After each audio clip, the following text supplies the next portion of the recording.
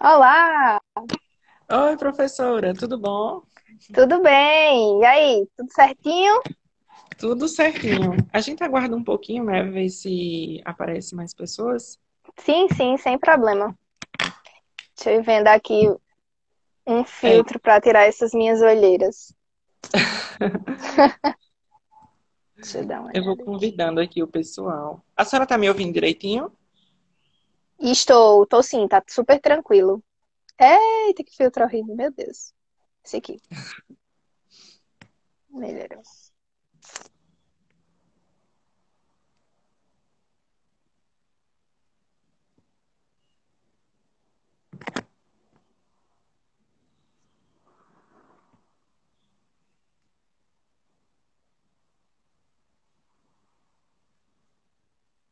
Tô convidando aqui o pessoal.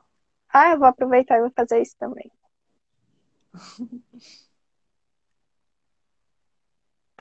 Depois, na primeira vez de uma live, né, a gente já fica bem solto, né? Porque na primeira eu fiquei bem nervoso, com medo do celular Tu fez, travar. tu fez live com quem?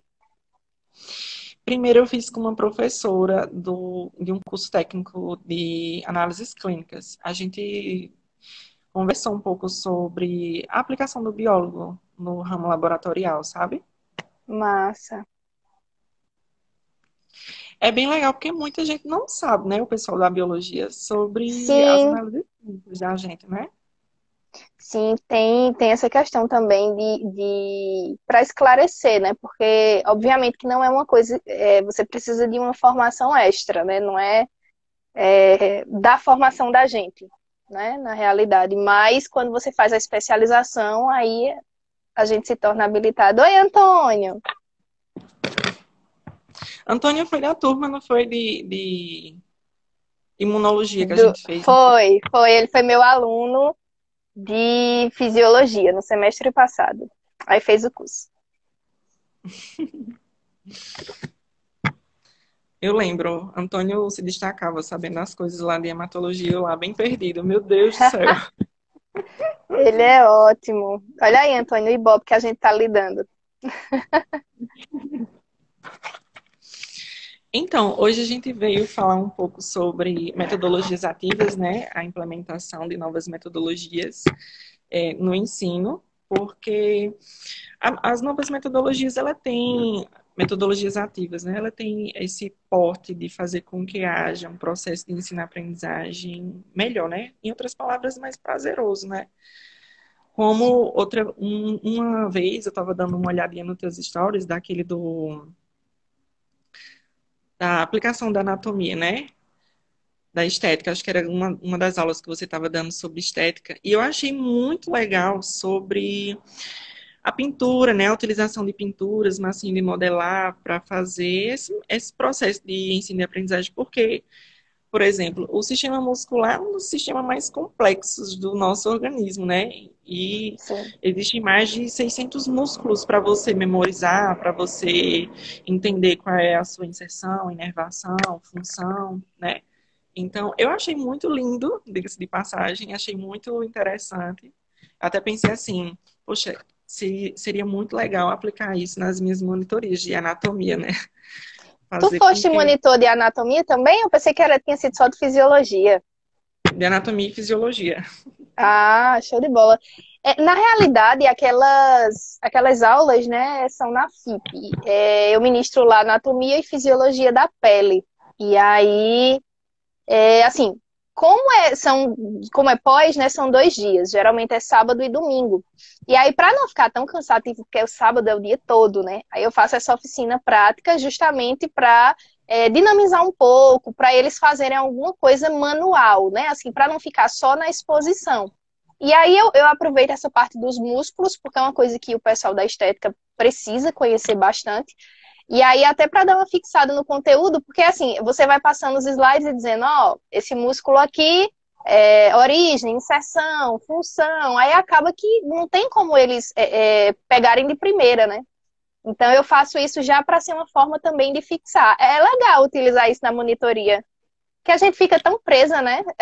Assim, Uhum. só explanando, só indo. Óbvio que o laboratório ele é essencial, Mas assim, a gente fica preso, né, só a essa parte, né? Você não faz nenhum outro trabalho manual, digamos assim. É verdade. Aí, de fato, utilizando esses recursos inovadores, né, que a gente vai conseguir ter um aprendizado melhor e mais prazeroso, né, sobre a anatomia, por exemplo, né? Tem uma Então, pergunta aqui, Juscelino. Eu sou professora, eu sou bióloga e sou professora, tanto da educação básica, nem me apresentei, né? Tanto da verdade. educação básica quanto da UEPB, do ensino superior. A gente estava empolgado e a gente nem apresentou. Professora, vamos começar de novo. A senhora se apresenta aí. Depois eu me Tudo apresento. bem.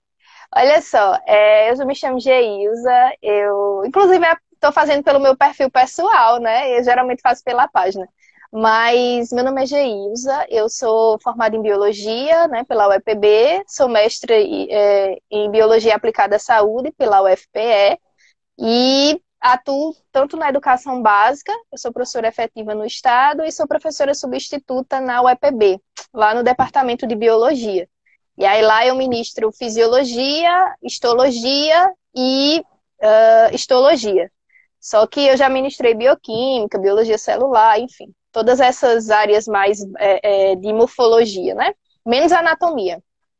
Falta só a imunologia, né, para fechar com chave de É, ouro, né? gosto muito, inclusive, mas agora não dá, não. Pelo amor de Deus. Carga horária já tá alta já. Mas é uma disciplina que eu gosto muito, muito mesmo. Não é à toa que eu fiz o curso, né? E muito complexa, né? Até hoje eu fico tentando memorizar aqueles processos que os neutrófilos e os monócitos fazem para poder se adentrarem nos tecidos, enfim.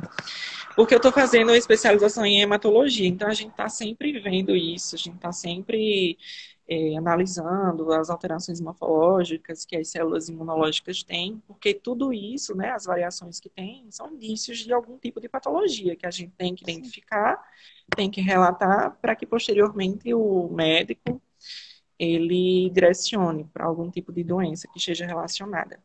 Então, é, meu nome é Lauriston, Emanuel Barros Soares, sou graduando do curso de Ciências Biológicas pela Universidade Estadual da Paraíba. Estou fazendo a especialização agora em hematologia clínica.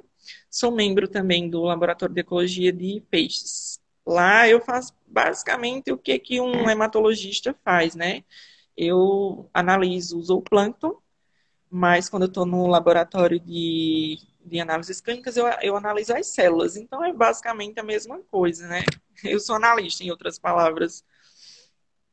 E eu ia te perguntar isso, porque eu digo, não, ele faz especialização em imunologia clínica e é da área de zoologia, né? Aí eu tava tentando entender se era uma coisa assim, se tu teria deixado a zoologia ou se tu quer trabalhar em conjunto, né? Com as duas coisas.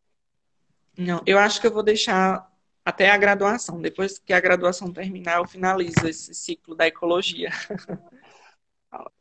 Olha só, Lauriston, com relação às metodologias ativas, né, que é o grande objetivo da gente, e é uma coisa que também já entra, né, nessa parte dos cursos que a gente estava comentando, eu queria começar falando um pouquinho sobre, acho que desmistificando um pouco do que seriam essas metodologias ativas, né?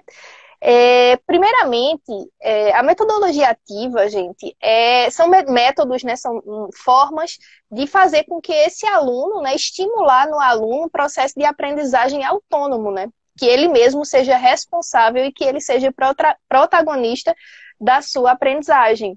E aí, muita gente confunde isso com o uso de tecnologia. A metodologia ativa tem que usar computador, tem que usar tablet, tem que usar celular, programas, e não é bem por aí, né?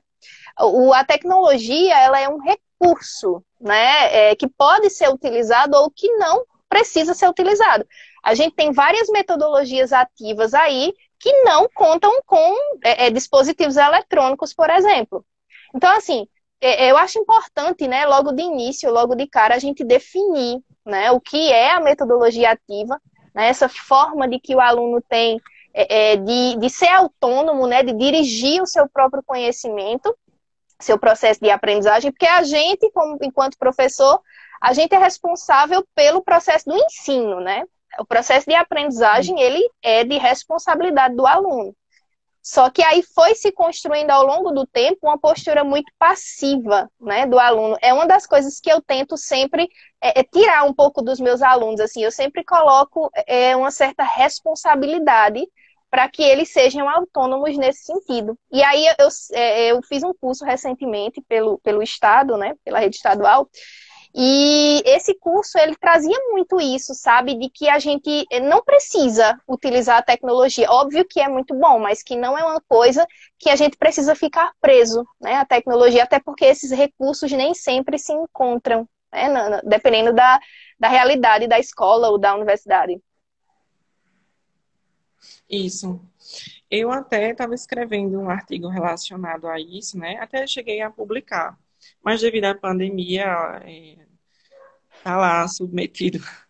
Mas ele ainda não se encontra já disponibilizado nos anais do Congresso, porque não houve o Congresso ainda.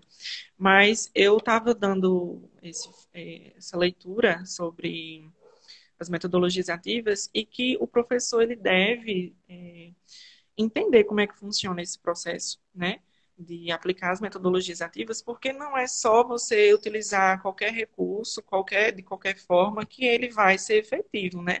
A gente tem que utilizar de maneiras estratégicas para fazer com que haja esse processo de ensino mais prazeroso para os alunos, né? Exato, Então, exato. é mais ou menos nesse caminho que o professor tem que compreender as estratégias, né, que ele deve utilizar dentro da sua própria sala de aula. Como, por exemplo, a gente da biologia, a gente tem a capacidade, né, enfim, os outros professores também de química, física, eles podem ter essa implementação um pouco mais laboratorial, né, trazer experimentos, uma coisa mais divertida, né, digamos assim. Com certeza, com certeza. E eu acho que isso parte também do princípio do perfil, né? A gente vive um momento que, óbvio que a gente não prepara pessoas apenas para o mercado de trabalho, a gente prepara pessoas para a formação humana, né? A gente forma pessoas. Mas quando a gente olha um pouco para o mercado de trabalho, que quer queira ou quer não, influencia bastante, a gente percebe que o século que a gente está, né, o século XXI, ele traz novas demandas, né? Por exemplo, a gente precisa de profissionais autônomos, né? A gente precisa de profissionais que resolvam problemas e não apenas que executem ordens, né? Tem uma certa diferença de a pessoa ser uma pessoa autônoma e uma pessoa cumprir ordens. Muita gente consegue cumprir ordens bem, mas não consegue criar, né? Então, isso é eu acho que é uma das lacunas que ainda tem, principalmente no ensino superior, né? Falando um pouco da minha experiência, eu ainda vejo muito o perfil desse aluno, eu vou fazer isso porque o professor pediu. Não, tem que tirar. Eu acho que é uma coisa que eu preciso, acho que enquanto eu viver, eu vou tentar desconstruir isso. Eu vou estudar porque tem prova. Eu vou responder isso aqui porque o professor mandou e vale nota. Isso é muito de ensino básico. No ensino básico a gente tem isso, porque, claro, os adolescentes eles não têm a maturidade de um aluno de ensino superior, às vezes tem até mais, né? Mas, assim, eu tento muito desconstruir isso, porque o perfil do século XXI é um perfil de informação. A informação a gente tem aí em qualquer lugar. Se é verídico ou não, aí, né, cada um tem que saber verificar. Mas, assim, a gente está sendo bombardeado de informações, está no meio onde tudo se torna ultrapassado rapidamente e a escola e a educação não está acompanhando o ritmo. Quer dizer, agora deu uma acompanhada por conta da pandemia, né? Porque teve que se adaptar às pressas. Mas, assim, ainda é uma área que carece de um empurrãozinho quando se fala em avanço, né? Tecnológico. Não só tecnológico, avanço no contexto geral. Eu até também estava pensando sobre isso, né? Esse ponto, sobre o professor tá tendo essa substituição com essa implementação das aulas remotas, né? Será que em algum futuro próximo a gente poderia ter, de fato, essas aulas remotas implementadas? Eu fiz uma breve reflexão por muito tempo sobre isso. pesquisei bastante, né, sobre essas possibilidades, porque é uma realidade que hoje em dia a gente está vivenciando, né? Até mesmo porque a tecnologia ela está avançando rápido demais. Há 10 anos atrás, por exemplo, a gente nem tinha o WhatsApp, celulares, smartphones, que tinha essa complexidade de coisas que um celular hoje em dia ele comporta inúmeras ferramentas, como calculadoras, enfim. Então, um resumo do que eu queria falar é que os profissionais que nunca serão substituídos pela questão mesmo dos sentimentos, né? Eles estarem envolvidos e ser uma coisa dos seres humanos, as tecnologias elas nunca vão conseguir, de fato, serem superiores a isso. Né? Eles não vão fazer uma substituição completa, né? Eles vão ser apenas algumas ferramentas e tal, porque leva-se em consideração também que nós, seres humanos, somos adaptados, evoluídos para vivermos em sociedade, né? A gente precisa desse contato mais humano. Porque, diga-se de passagem, eu mesmo estou enlouquecendo com essas aulas remotas, né? Porque é aquela coisa de você estar dentro de casa 24 horas, você confunde muito o ambiente que você está, né? Porque o quarto, normalmente, ele é um ambiente para você descansar, fazer outras coisas. E aí, quando você está assistindo aula também, você acaba esquecendo que tem que entregar alguma atividade, não sei o quê, porque aquele ambiente, ele não está sendo psicoativo, né? Ele não está promovendo com que você tenha essas questões de lembrete, associações, enfim.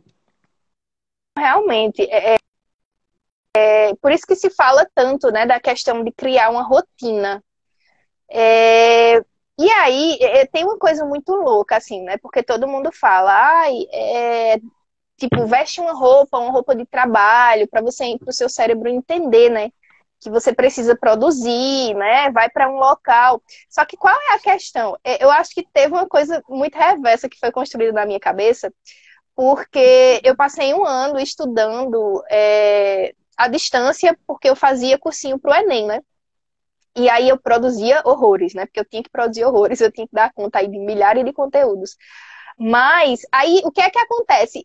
Estar em casa, o ambiente de casa do meu quarto me traz a ideia de trabalho e não de descanso, porque eu lembro da época que eu estudava para o Enem, né? Então, assim, acho que cada pessoa vai construindo isso de uma forma distinta.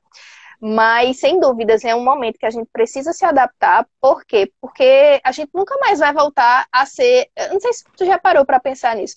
A gente não vai mais voltar a ser o que era antes, né? Porque agora a educação, ela não tem como regredir, né? Agora a gente vai expandir isso. E eu acho que sim, o ensino remoto, ele vai caminhar junto com o presencial e vai ser muito bom, porque a educação ela não vai estar restrita à escola ou restrita à universidade, né? A gente vai ter isso também no ambiente de casa. Óbvio que com as devidas precauções, né? Que a gente também não vai extrapolar e sobrecarregar as pessoas. Mas eu acho que tem essa coisa boa de compartilhar os ambientes, né?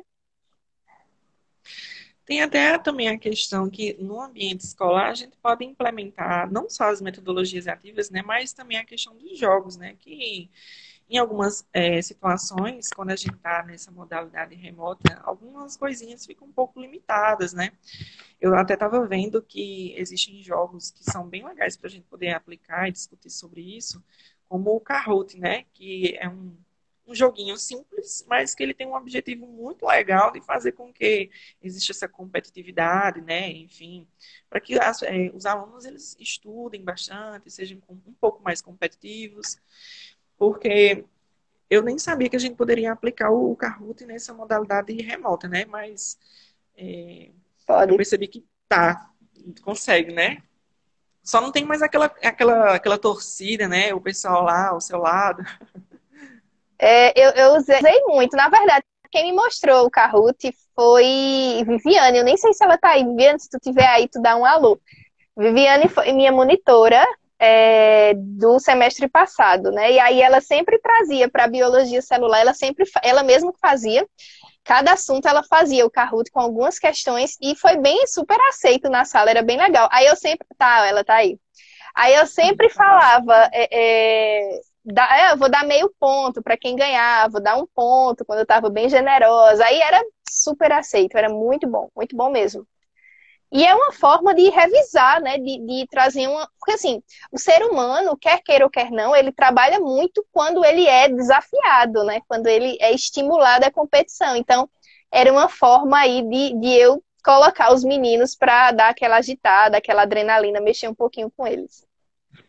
Precisa mesmo, né, nessa adrenalina de agitar um pouco, é você fazer um estímulo, né? Eu já escutei muito isso, que a gente precisa dar estímulos para que eles comecem a se desenvolver, né, no seu ensino e aprendizado. Então, Motivação, né? Acho que é também. uma motivação. A palavra que se encaixa melhor é motivação. Eu também estava vendo não só também a aplicação de jogos didáticos, né, como um ensino um pouco mais ativo, né, mas também a utilização de alguns recursos de como se fosse brinquedo. Não sei se você já viu uns modelos didáticos Modelos, de eu acho. metodologia. Isso. Modelos É um, didáticos. na minha concepção é super legal. Eu já vi o Fagós, né, o macrófago, eles lá com um modelozinho, que aí a gente vê até mesmo as estruturas, né? Uma coisinha que os desenhos, eu acredito, não trazem toda essa realidade que a gente precisa ter, né? Porque, por Isso. exemplo, lá na hematologia a gente precisa investigar as diferenciações morfológicas, as cores que influenciam diretamente, né? Porque, por exemplo, as hemácias, elas contêm, durante o seu processo de maturação das hemácias, elas possuem características distintas. O eritroblasto, por exemplo, ele tem uma cor bem forte, sabe? Um núcleo uma cor bem forte. E aí, quando está chegando lá perto de ser uma hemácia, de fato, ele vai ficando mais clarinho e tal. Então, é justamente na utilização de modelos didáticos que a gente poderia analisar direitinho, ver o tamanho, como é, não sei o quê. Além disso, mandar até mesmo os próprios alunos utilizarem massinhas de modelar para fazer os seus próprios materiais, né? Acho que seria bacana de É, eu, fazer. eu indiquei isso numa turma, quer dizer, que não para hematologia, né? Que a gente não vê hemato em biologia, mas para a turma de educação física, acho que foi educação física no início do ano, antes da pandemia. Porque a gente estava vendo, oi, Everton, aí, inclusive é um dos alunos lá da educação física. Eu passei para eles fazerem, né, os modelos de células, porque lá em educação física não se tem biologia celular, então a gente vê um pouquinho no início lá de fisiologia. E aí eu pedi para eles fazerem, né? Foi bem legal. Fizeram com comida, fizeram com isopor, fizeram, enfim, teve uma série de materiais. E foi super legal, assim, pelo menos eu achei, me diverti horrores, não sei eles, né? Mas... No fim das contas, esse ensino retrógrado, onde a gente deixa o aluno sendo esse agente passivo, né, ele apenas recebendo as informações nuas e cruas, não é mais uma metodologia, digamos, eficiente, né? Que no fim das contas o estudante ele vai chegar em casa, vai ver uma videoaula, uma coisa que outros professores vão utilizar de outras ferramentas didáticas para promover esse ensino, né? Porque Exato. atualmente as pessoas estão utilizando muito do recurso da videoaula, né? Exato. Exato. Puxando o gancho aqui do que a Everson colocou, dizendo que passou raiva com o pessoal do grupo, eu queria entrar num tópico que eu achei importante, assim, que eu julgo extremamente importante, principalmente para quem é estudante, que são as habilidades necessárias dos estudantes no século XXI, né? A Igor também é da mesma turma que Eber. Quais são as habilidades que eu, como professora, julgo extremamente necessário para um aluno? Primeiro, senso crítico, porque cada vez mais a gente é bombardeado de informações, então a gente tem que saber a procedência dessas informações, né? Foi uma das coisas, inclusive, que eu até peguei no pé dessa mesma turma essa semana de educação física, que eu estava conversando com eles, a importância de buscar referências na literatura, né, de livros, de artigos, porque muitas vezes o que está na internet, tem até aquele meme, tá na internet é verdade, né, mas não é bem assim. Então, principalmente para a questão do estudante de ensino superior, eu sempre falo, gente, livro, artigo, não tem para onde correr. Porque, assim, essas outras informações que estão aí nos sites, qualquer pessoa tem acesso, né? Já livros e artigos, não é todo mundo que tem a bagagem técnica para estudar um livro, por exemplo, para pegar um Guyton e entender, né? Então, assim, além do senso crítico, para identificar, né, essas essas informações, a procedência dessas informações, eu acho que isso é importante, mas organização e planejamento, principalmente nesse momento que a gente está vivendo no ensino remoto. Gente, a gente está em casa. Se a gente está em casa, a tendência é que a gente vá para a cama dormir, porque quando você olha para a sua cama, só dá vontade de dormir. Mas você tem que ter um planejamento, você tem que se organizar, você tem que gerir o tempo que você tem, né? Ah, tem gente, eu não tenho tempo. Todo mundo tem tempo. Agora precisa se organizar, precisa saber qual é a prioridade naquele momento. Além disso, autonomia e liderança. Eu acho que o estudante hoje, ele precisa ser autônomo. Eu passei um assunto, eu passei, sei lá, fisiologia do digestório. O aluno, ele tem que ter a curiosidade de estudar, olhar no livro, rever o conteúdo. Ai, ficou em dúvida, eu não sei, o que que o fígado ajuda nisso aqui? Vou procurar. E não esperar que o professor traga tudo na aula, porque a gente não vai trazer tudo na aula. Não dá tempo, não É adianta. muita coisa. É muita coisa. E aí, ai, que legal, eu acho que ela tá falando de mim. Bazar de livros, acho que é. Muito Elisa. bem. Oi? Elisa. Ah, aí o importante é ser autônomo, né? Você saber que precisa estudar, eu vou estudar isso porque isso vai me deixar uma pessoa mais qualificada. E não vou estudar isso porque vai cair na prova. Quando vem com essas histórias dizendo que é porque vai cair na prova, eu já faço o meu maravilhoso sermão. Eu já tenho o sermão pronto, já eu só aplico. E outra coisa que também eu acho que vai ser uma das coisas da educação que a gente chama educação 4.0, né? Que é o que vai vir de mais novo, eu acho que vai ser a gestão emocional. Eu acho que a educação ela vai ir muito para esse lado, dessas competências. Se a gente pegar a BNCC ela já trabalha muito isso, né? De gestão emocional, de projeto de vida. Então, eu acho que ela vai muito, a educação vai muito por esse lado. Principalmente porque a gente não é ensinado a isso, né? A gente não tem esse conhecimento na escola. Isso era para começar no ensino fundamental 1. E já ir ter disciplinas. Hoje ainda tem, tanto na rede privada quanto na rede pública, em algumas escolas já tem sim. Mas não é uma coisa que seja ampla, sabe? Eu acho que isso teria que ser, talvez com a implantação da BNCC a gente tenha uma amplitude maior, mas ainda não é a realidade.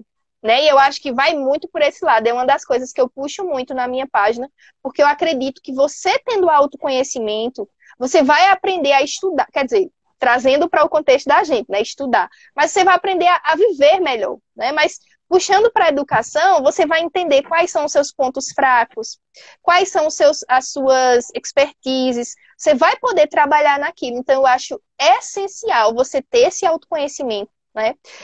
O ano passado, no final da disciplina, lá na turma de biologia, eu nem sei se tem alguém da turma, não sei se Renato tá aí, tinha visto ele. A gente fez uma aula com uma colega minha que é psicóloga, a Alana, eu nem sei se ela tá aí também, se tiver, fala.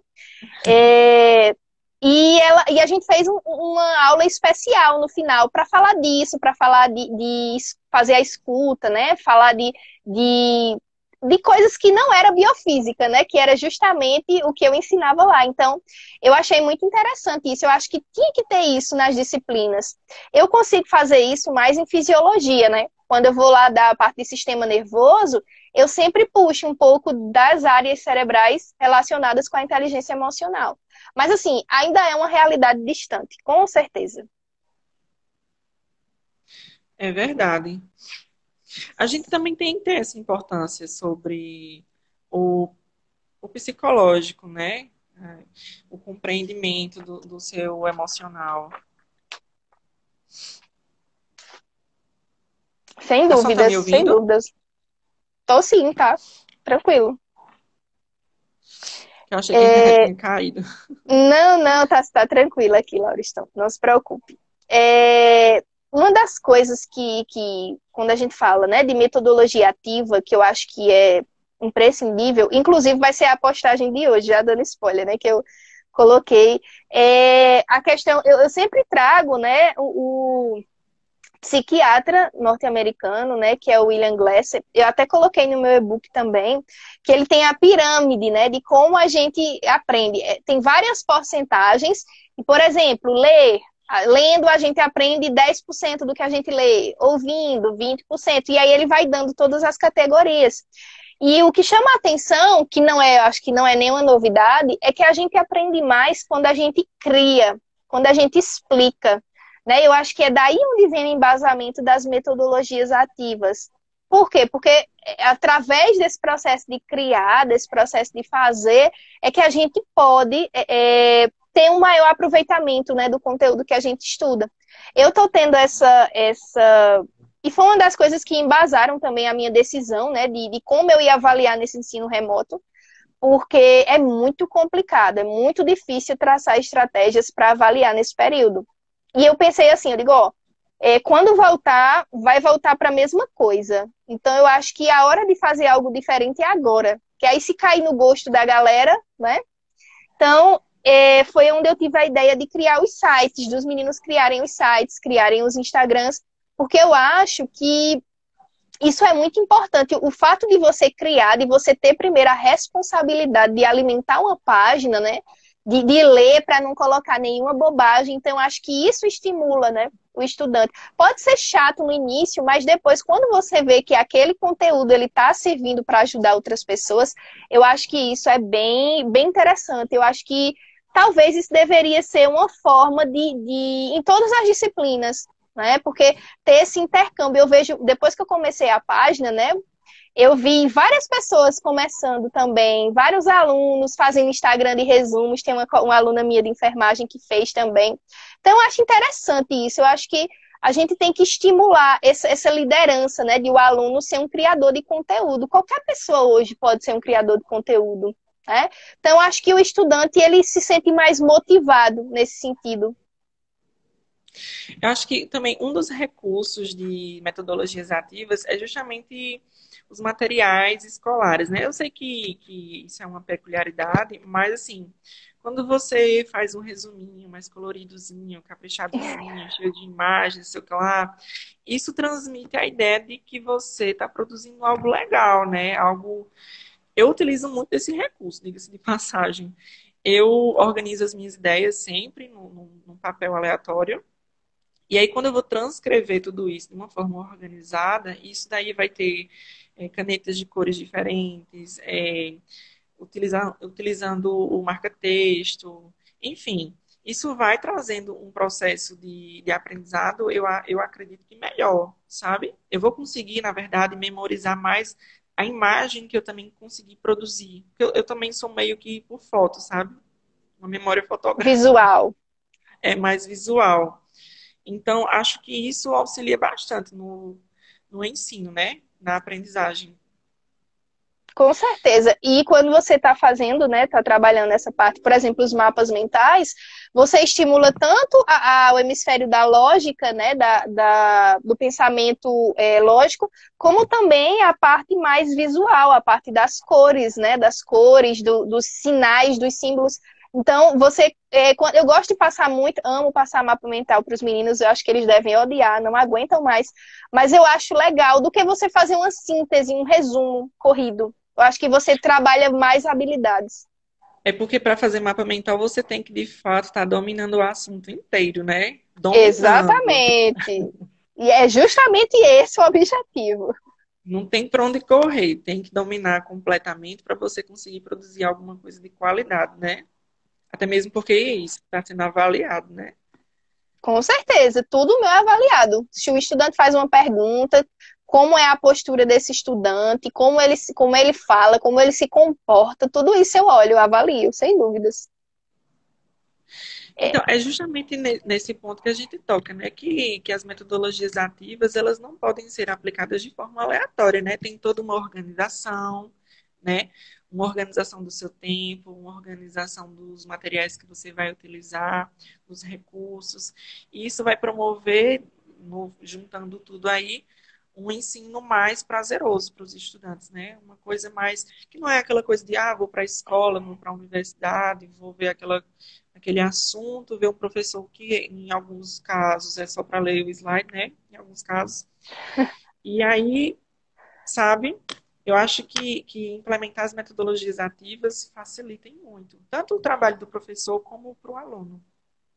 Eu acho que, assim, na minha opinião, né, quando a gente fala de uso de metodologias ativas, primeiro, a gente bate na barreira da não aceitação, tanto por parte dos docentes, de muitos, como por parte dos alunos mesmo. Porque eles já estão tão acostumados, é melhor só estudar para uma prova, porque aí eu passo, tá ótimo.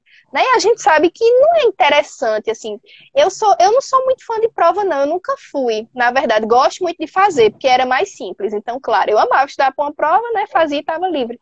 Mas como professora, eu não vejo isso como uma coisa muito vantajosa. Óbvio, é um recurso, né? As provas tradicionais, elas acreditam que não vão acabar, mas eu acho que, assim, o estudante, a gente precisa fazer, porque às vezes o professor diz, eu vou passar um filminho, vou passar um desenho para eles fazerem e tá ótimo. Acho que não, acho que o mais importante das metodologias ativas é o objetivo que você quer atingir, né?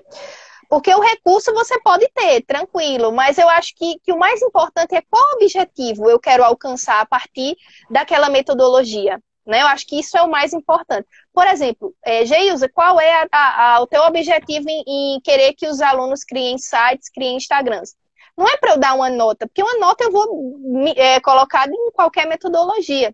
Eu acho que o que eu acho essencial, primeiro, é o estudante estar no meio digital, porque é uma coisa que a gente não consegue mais sair, né? Eu acho que a tendência é só se expandir.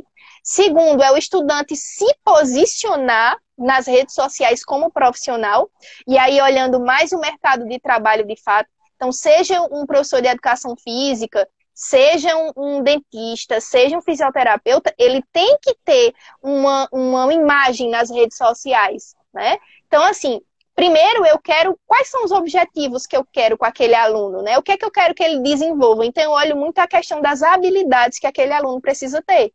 Então, assim, eu planejo muito. Tudo que eu vou fazer é muito planejado no quesito de metodologia.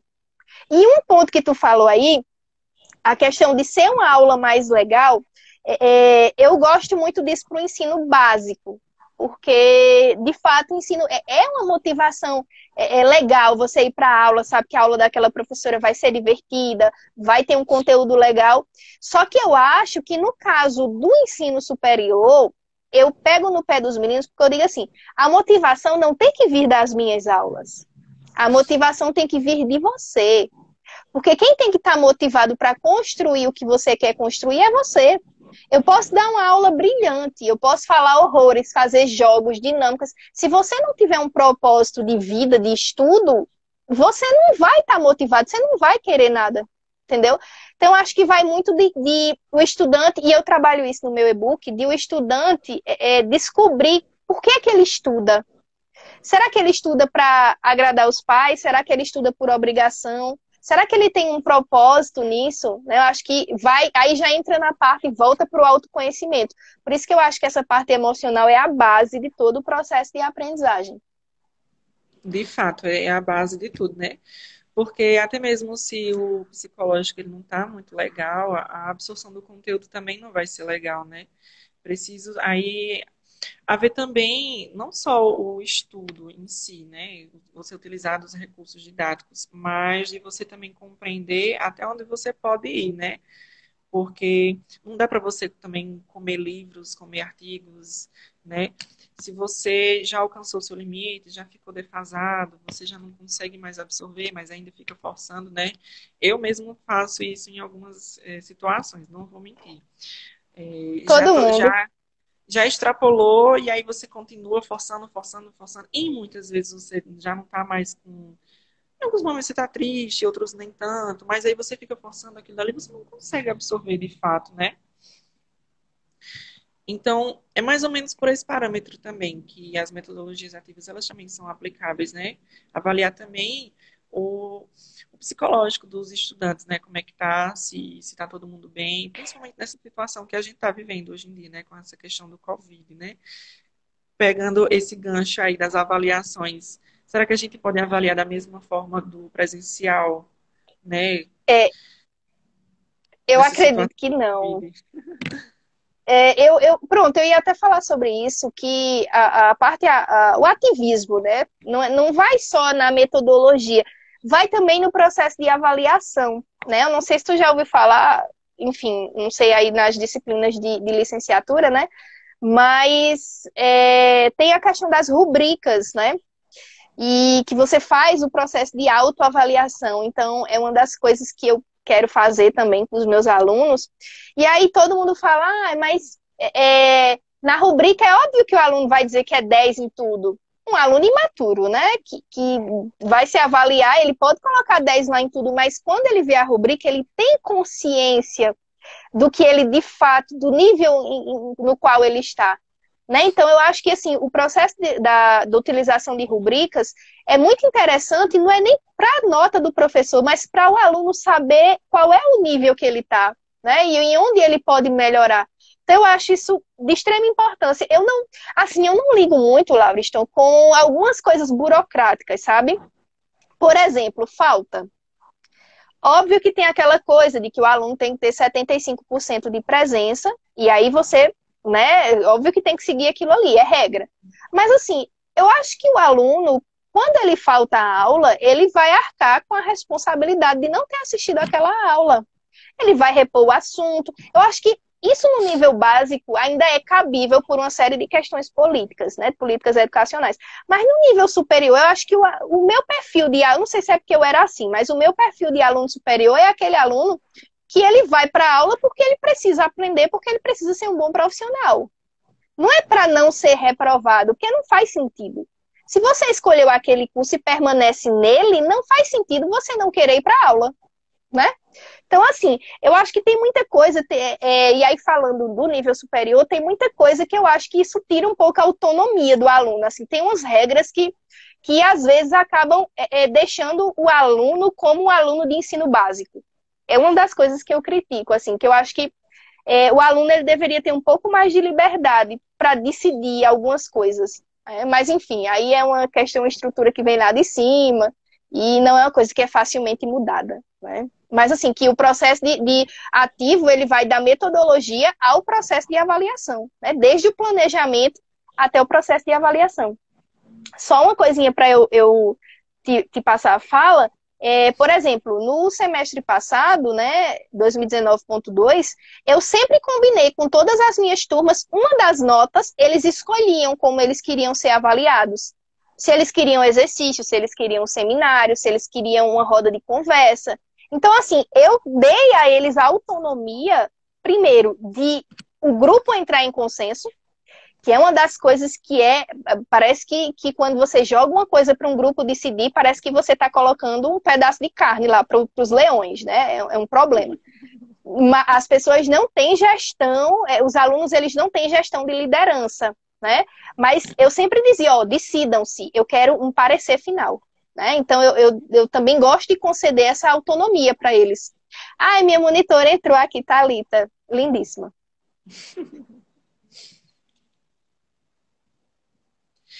Isso também é bem importante a gente mencionar que de ter, de fato, algumas disciplinas que fiquem voltadas para metodologias mesmo, inovadoras, enfim, uma forma de você ter uma metodologia que aplique dentro de sala de aula, né, nos cursos do pessoal da licenciatura, né, porque algumas disciplinas, elas precisam ter um enfoque mais sério justamente na educação, né, como, por exemplo, algumas disciplinas que estivessem discutindo sobre a experimentação, né? Experimentos básicos, né? Que o aluno poderia aplicar mesmo dentro da sua própria casa, ou experimentos um pouquinho mais complexos que aí poderiam vir, de fato, do professor. E, assim, tem disciplinas componentes curriculares durante a graduação da licenciatura para promover isso, sabe?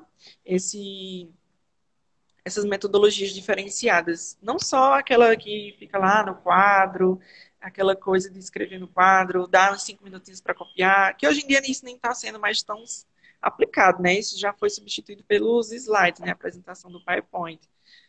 Exato. Então, então, é mais ou menos nesse parâmetro que, quando a gente fala de mudança, né, a gente tem que avaliar também essas questões das disciplinas que promovam isso.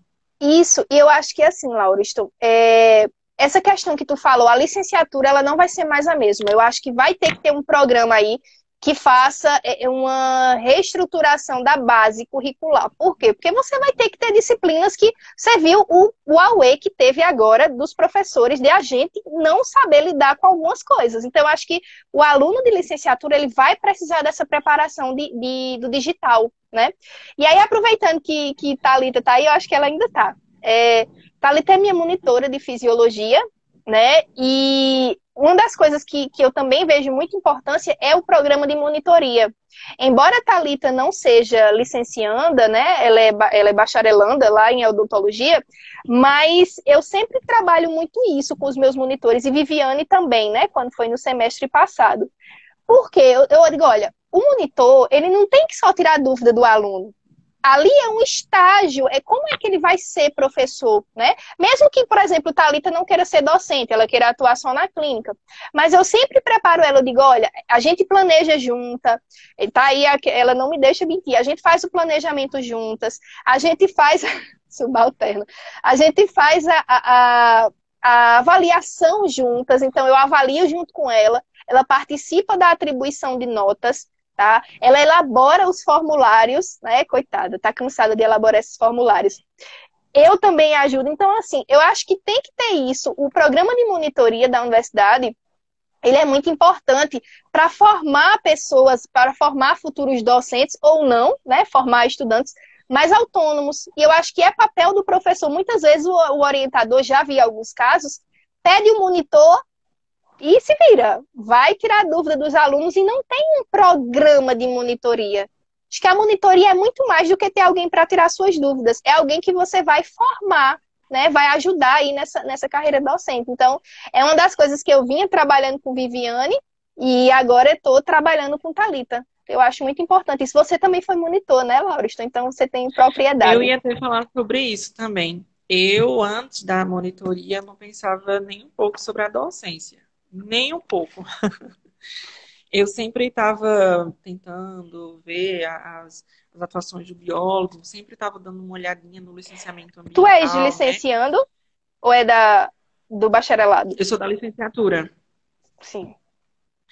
Eu estava dando uma olhadinha no licenciamento ambiental, daí eu já dava uma outra olhadinha nas análises clínicas, né? Que um dos motivos pelos quais eu entrei na especialização.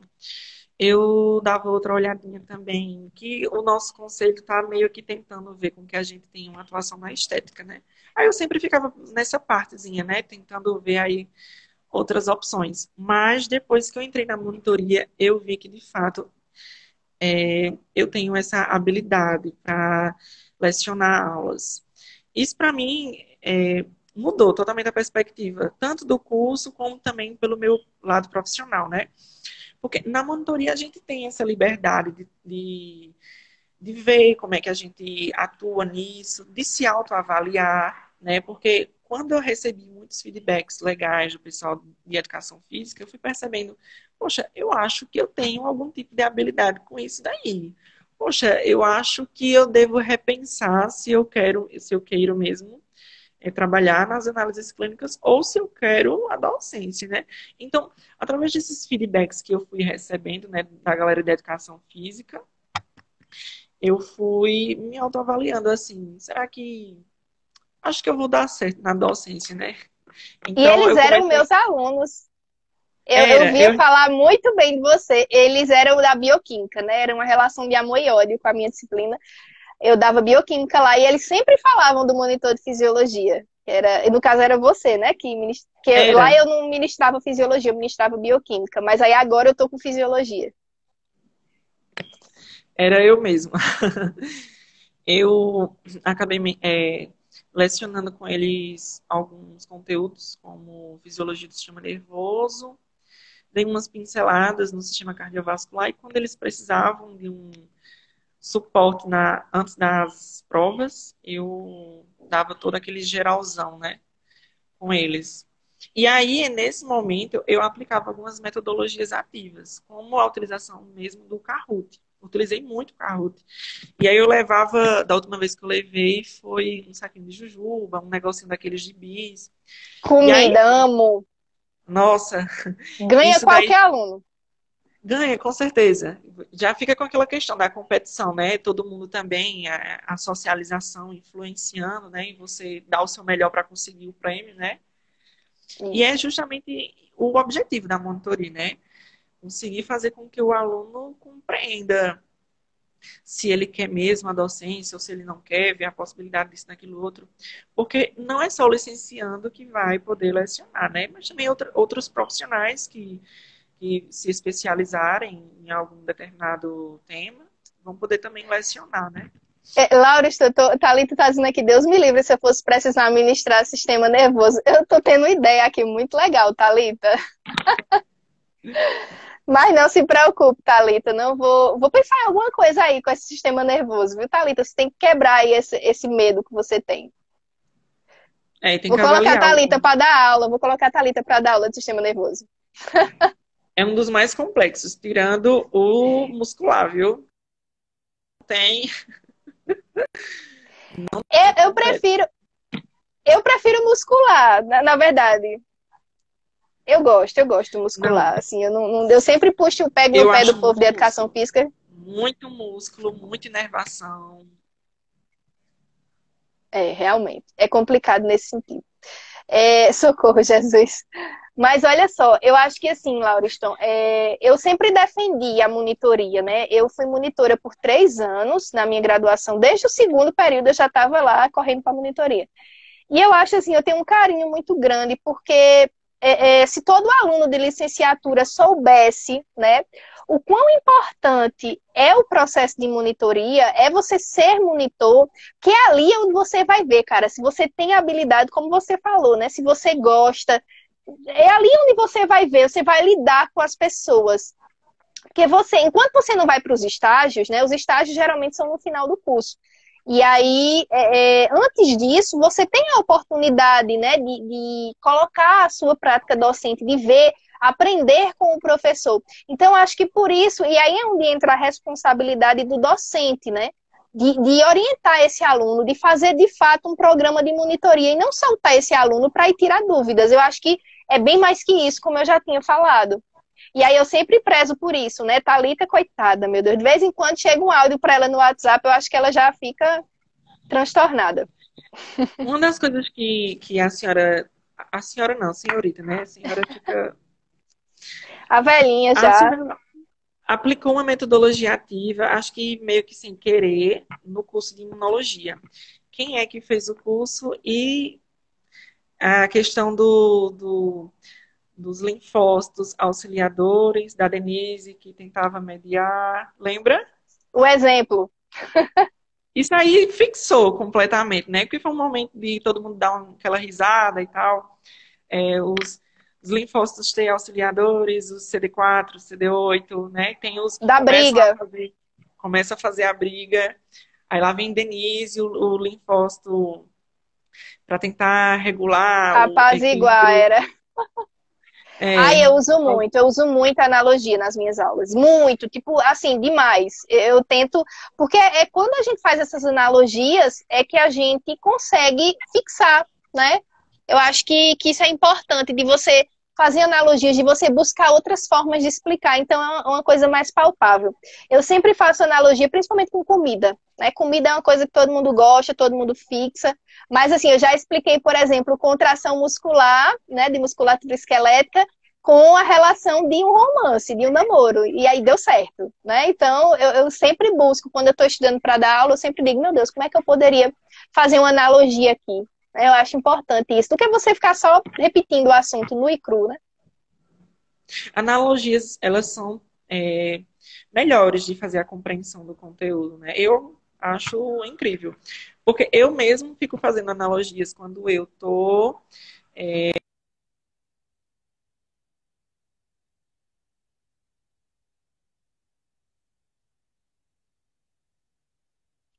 Eu acho que travou um pouquinho tua imagem, Lauriston. Tá, Voltou? agora tá ok? Voltou, acho que voltou. Que tava Foi a minha? parado. Eu vi a tua, não sei se tu viu que a minha estava travada. Eu vi que a tua ficou parada. Oxi.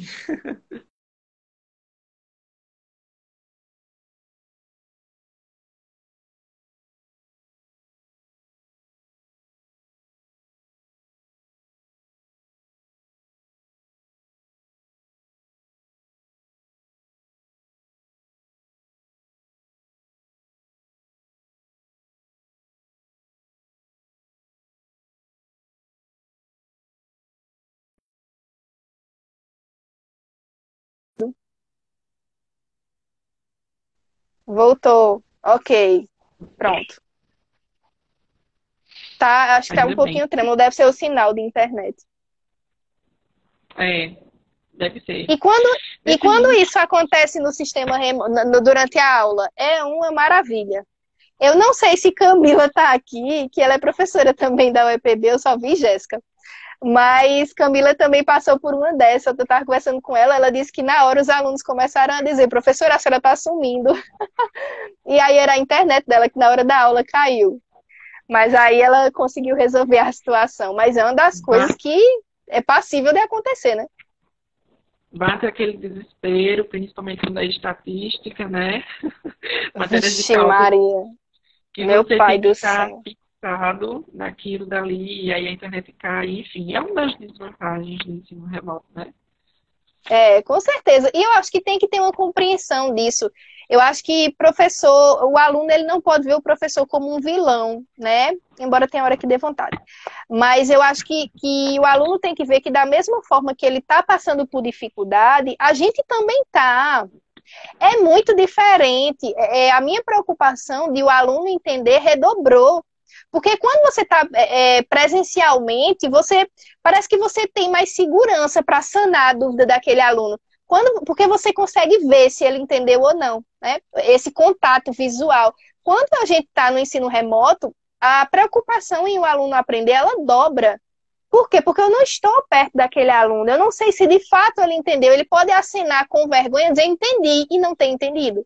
Então eu sempre digo, ainda bem que os meus alunos, eles são, acho que pelo fato de eu deixá-los